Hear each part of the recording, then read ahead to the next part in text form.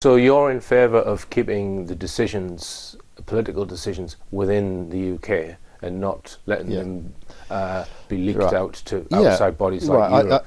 I'll be quite straightforward. That is the key issue for me. There's no other issue. It's just the ability of our country to make democratic decisions about our own future. In other words, to be independent. Mm-hmm. I mean, we fought a struggle in the 16th century to be independent of the papacy, you know, which had control over countries, and we won our independence, you know, through the struggles with the Spanish Armada and the Gunpowder Plot and all that kind of thing. And now we've lost it.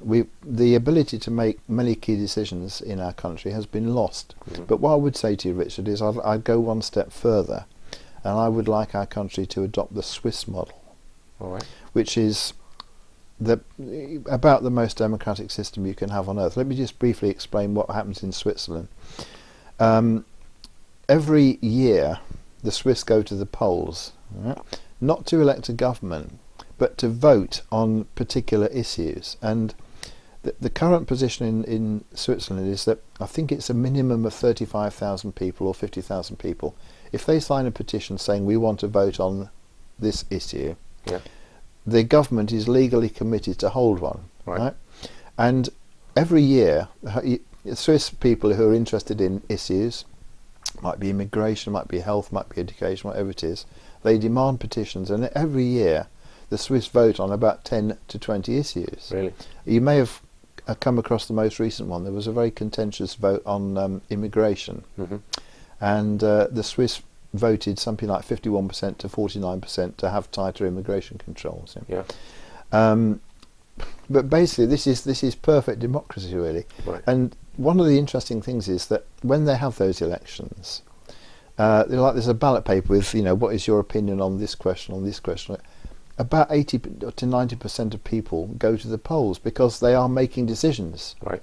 They're not transferring it to the Labour Party or the Conservative Party or the Liberal Democrats. Mm.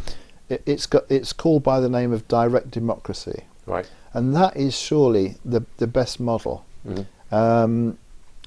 The people are in control, mm-hmm. in a way that in the way that doesn't apply to any other European country.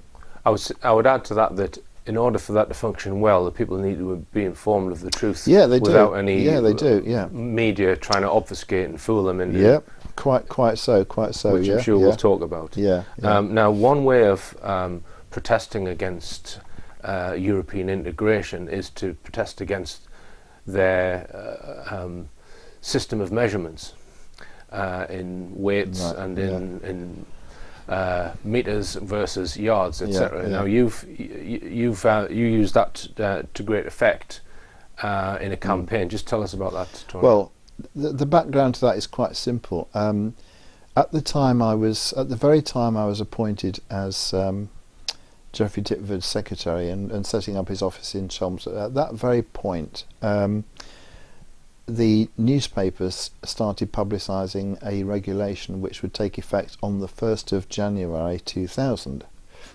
And the regulation was that from that day onwards, shopkeepers would have to sell goods in kilograms and not in pounds and ounces. So they would have to buy new weighing scales, and their customers would have to buy in kilograms and prices per kilogram, and the shopkeepers would have to price in kilograms as well. You know, not price per pound, but price per kilogram.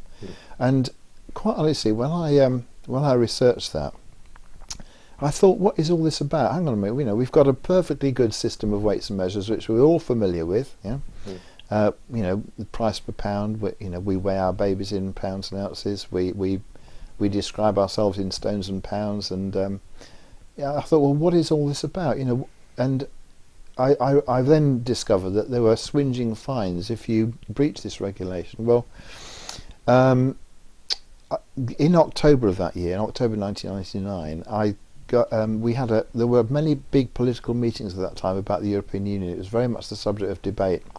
People would come out, 200 or 300 people to a meeting, and I met at this meeting a very robust, sort of typical English bulldog butcher called Dave Stevens. Right.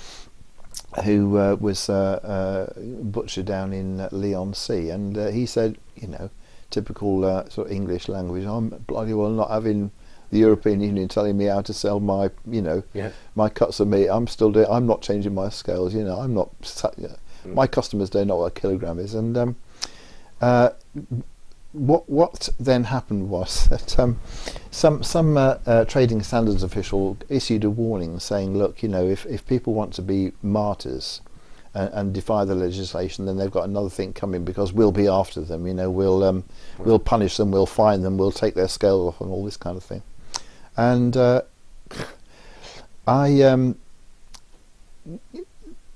Dave Stevens, the butcher, was all for open defiance. To cut a long story short, he right from the first week in January, the trading standards in Essex were after him and said, right, you know, you're still selling it meat in pounds, and your scales haven't been changed and so on. And they sent him a notice saying, you know, unless you comply within 28 days, you'll be prosecuted. Right. Your scales will be taken off you, all this kind of thing. And so we had a big rally down in Leon Sea.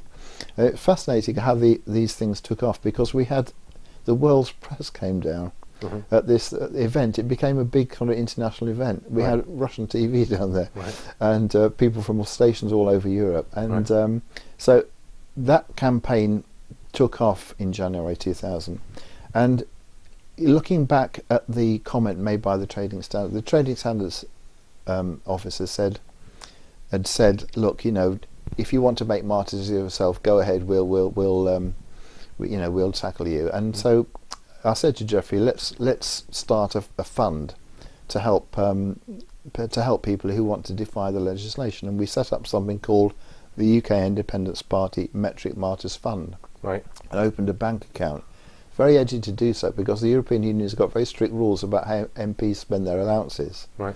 And Geoffrey Titford actually put his EU allowances and salary into setting up this fund. And to cut a long story short, the campaign took off in a major way, and we had traders all around the country defying the regulations. And the next thing that happened was that I was contacted in the UKIP office by Steve Thoburn, the greengrocer from Sunderland, who said, look, Tony, you know, I need help with this. And what happened there was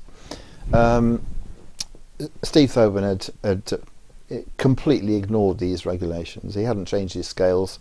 Bananas 25p a pound, tomatoes 40p a pound, all this kind of thing. What happened was he had a stall in the Sunderland market, and at the edge of the stall was a bingo hall, right? And on every Wednesday they used to have bingo, and all these ladies used to traipse out of the bingo hall, you know, and buy his tomatoes or oranges on the way home, And so if you can imagine the scene, it's 3:30 on a Wednesday afternoon, the bingo's finished, all these ladies troopsing out, you know, well, you know, I'll buy a few bananas on my way home or something like that, you know. And so they're all congregating around his store saying, a couple of pounds of bananas please, or, you know, 2 pounds of tomatoes. And all of a sudden, 2 trading standards come down with 4 policemen, swoop on him and said, right, we're seizing your scales. So there's a major confrontation, you know, you're not seizing my effing scales and all this kind of thing. And basically these 6 officials, you know, physically, you know, manhandled Steve Thoburn, took away these scales. And the event was reported, and he came to see us, and on the back of that we decided we were going to support him and help him to resist through the courts. And so, and as a result of that, there was huge additional support for UKIP, because it was a very popular issue, you know. The way I saw it, Richard, was that this was the deliberate taking away of an aspect of national identity. You know? It didn't serve any purpose. This is how I saw it. It didn't actually promote trade within the common market. It didn't serve any useful purpose. But what it did do is disconnected us from our history. I mean, we devised this system of weights and measures, which, you know, went around the world with the Commonwealth and so on. And so I saw this as kind of part and parcel of a greater kind of move by the powers that be to disconnect us from our history, to kind of remove our sense of national identity and absorb us more and more into the European Union, or perhaps ultimately some kind of world government, one world government, you know, where all national differences were brushed aside. Yeah. And what then happened was that the researcher for the British Weights and Measures Association had been researching the rules and regulations on road signs, and what had been happening is various local authorities had been putting up signs in metres instead of yards. Yeah. And to cut a long story short, through this work done by John Gardner, who's now, by the way, the director of British Weights and Measures, he produced some papers showing that quite clearly it was illegal.